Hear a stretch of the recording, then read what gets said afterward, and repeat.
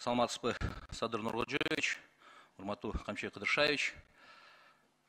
Негизи бул чегара маселеси көп жылдан бери чечилбей келет.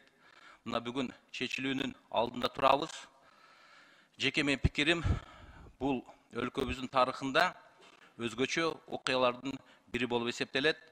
Жана чегара чырына чекит коюлуп турган мезгил келди, урматтуу депутаттар. Менде эки эле сунуш.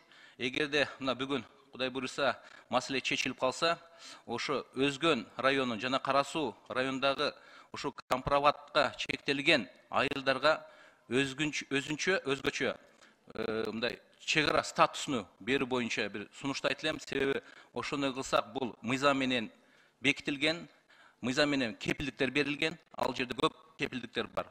Ошо сунушту эске алып койсоңуз. Түшүндүм.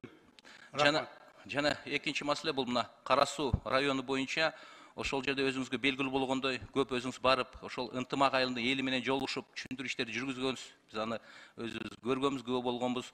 Ошол жерде мына 19,5 гектар жер биз алмаштырып берилди. Анын ордуна биз 100 гектар алдык бүгүнкү күндө.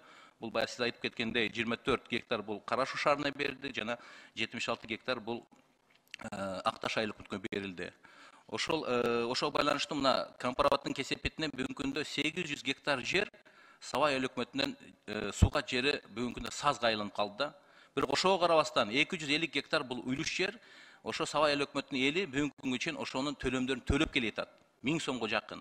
Суу чыгып кетсе, иштетпесе деле, ошону деле эске алып, ошолордун же ошо төлөмдөн бошотуп койсок, ошол жерди жокко чыгарып, ошо төлөмдөн бошотуп койсок, ошо Сабай айыл өкмөтүнүн эли силерге аябай ыраазы болот эле.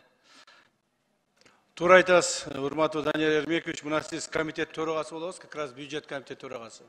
Ушул маселени ачык карап туруп, өкмөткө сунуш киргизсеңиз, естественно, аны биз жасаса болот аны. Рахмат. Бир ай, 2 айга жасаганга болот, сөзсүз.